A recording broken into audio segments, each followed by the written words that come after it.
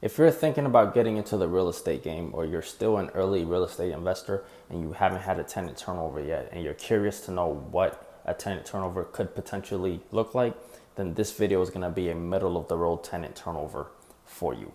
It's not going to be the worst tenant turnover that you'll ever have, but it's also not going to be the greatest. So this is what your average turnover could potentially look like. And I just want to give you guys some insight into how I handled it. Today, I'm in one of my rental properties, which happens to be vacant right now, but I'm getting ready to put it out on the market and get it rented out. This property, as of last month, was occupied. Towards the end of October, I had to kick these tenants out because they fell behind on the rent payments. Now, in this video, what I'm going to be discussing is what I have been up to for the last month. So, without further ado, my name is Eddie, and I make these videos for my own documentation. And if anybody gains anything from this, then that's just a bonus. To start this off, these people owed me quite a little bit of money. So once they made it clear that they did not have the money to pay anything, not even half of what they owed, we came to an agreement. I had to go talk to them. We discussed a few things, and ultimately we ended up with an amicable compromise, and they ended up just leaving, and they turned over the house to me around mid-October. All that to say that I did not have a lot of money in reserves to fix the house up the way it should have been fixed. I wasn't going to be able to pay somebody to do the job because I did not have a lot of money in reserves. So I was going to buy the materials, and I was going to come in here and do everything that needed to be done. Luckily, my stepdad and my mom and my little brother as well, they came in a few of the days and they helped out wherever they could.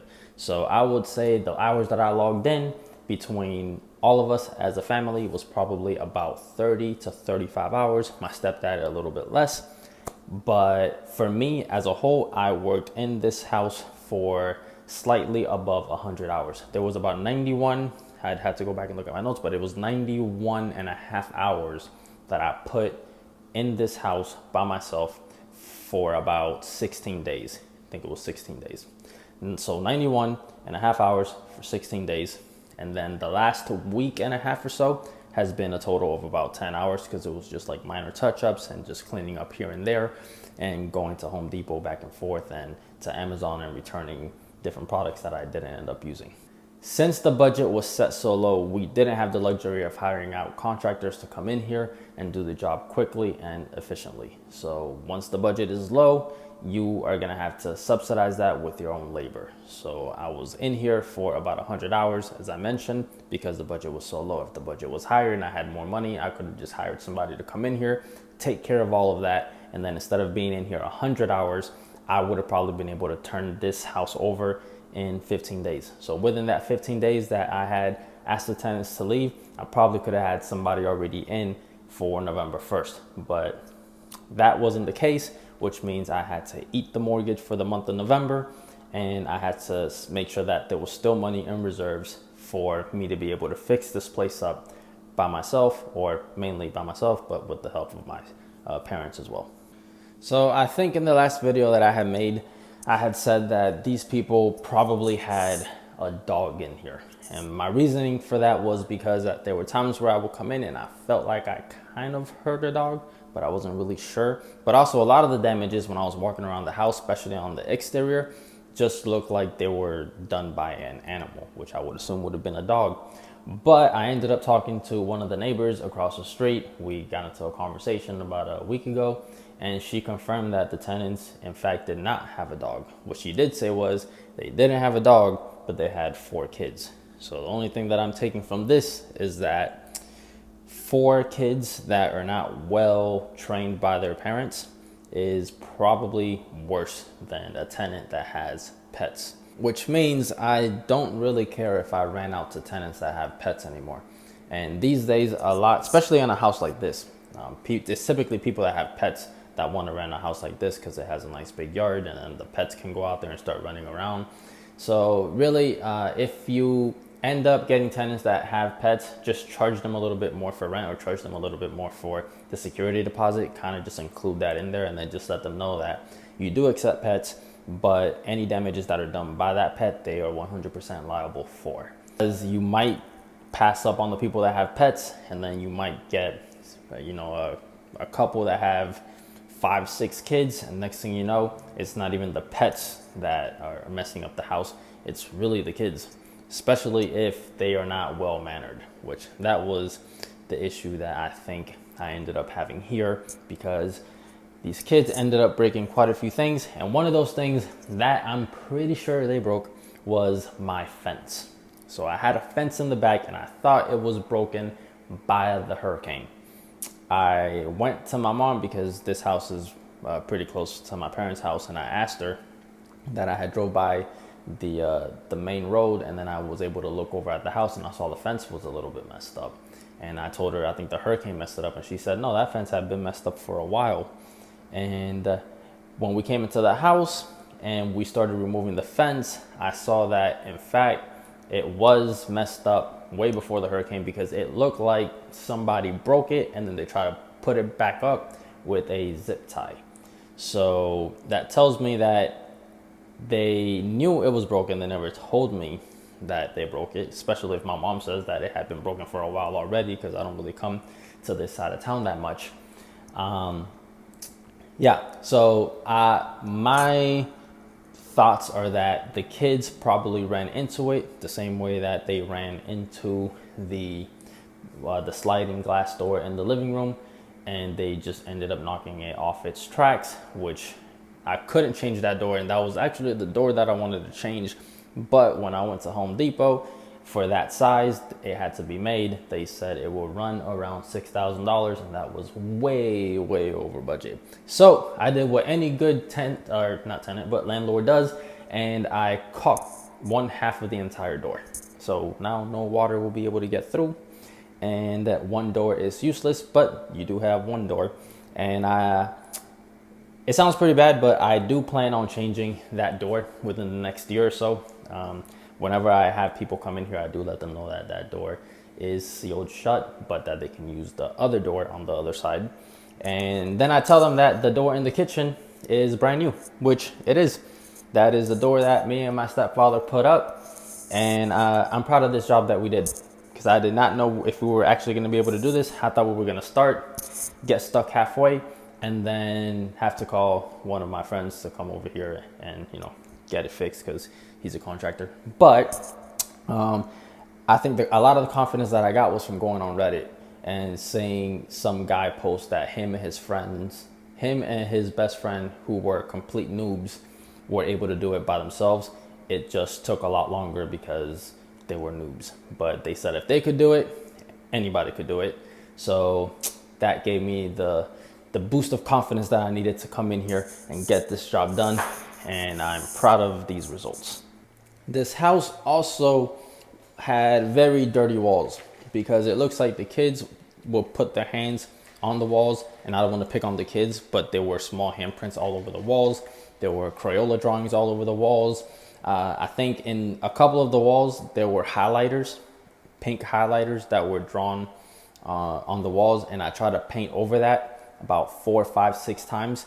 And the highlighter would just bleed through the wall. So I just got tired of that. I think what I'm gonna end up doing is I'm gonna grab a piece of paper, put it over, and then caulk over it, and then paint it to see if that works. But so when you have tenants that have a lot of kids and the parents are busy, or they're just not looking over their kids the way that they should, you could end up with weird things. You could end up with really messy things, like little stick figure drawings on the walls, them drawing on paper and then gluing it to the wall, and that thing is horrendous when you're trying to get that glued paper off the wall, because as you're trying to scrape it off, it just leaves a lot of paper residue behind. But I ended up finding out that if you just paint over it, because I gave up and I said, okay, I'm just gonna paint over this paper, the paint kind of bleeds through it and then it takes the paper off the wall. So that was good to know. But these little highlighters that they wrote, these little highlighter marks that they put all over the wall, I'm kind of screwed with that. Like, I really don't know what to do, and I don't want to cut that piece of drywall out and then patch it up again, because like I don't want any more holes on the wall, to be honest. Yeah, there's a few more holes, like TV holes that they made, and it looks like while they were trying to hang up a TV, they made a lot more holes than they needed to. Like they just kept moving it. So it does make the wall look a little bit ugly, especially after I patched it up. There's just a bunch of patches everywhere. But I think in the future that could also be changed by just cutting up that drywall and just replacing it. So no big deal there. A few other things that I ended up finding, and I'll just rapid fire on these. There were bugs and roaches. Obviously, as I said before, they weren't really the neatest of people. So there were a lot of cockroaches. There were ants that were coming in through the house. I ended up finding out where the ants were coming from. So once we took out the door, the sliding door in the kitchen, we found out that a lot of the wood surrounding the door was rotted. So we kept pulling out pieces of wood, even on the exterior of the house, that kept going all the way to about the living room. It wasn't that big of a piece, but it was probably maybe about like 4 feet of wood that we ended up having to take out. And once we pulled it out, we saw that there was a lot of rotted wood over there, and there was a lot of ants in there and a lot of bugs. So we took all that rotted wood out, we sprayed it down, we got new insulation, put it in there, and well, first we replaced the wood, the rotted wood, then we sprayed it down, and then we put the insulation in there and closed it up. After closing it up, I made sure to caulk a lot of the cracks that were there. I put a sealant over it, and then I painted that entire outside patio area that we have out there. There was also a lot of deteriorated wood around the exterior. There was kind of like a lot of cracks that were being made, and all this happened in the span of 2 years, because in the 1 year that I lived in this property, this house was immaculate. It had no scratches. It was perfect. Like I gave these people this house, and I know it had its problems on the inside, but the exterior it looked great. As I walked it coming back, it just looked really old. So I ended up having to seal all of those cracks and paint all of that over again. But I mean, it looks pretty good right now. That's really the biggest issue that I had with the house.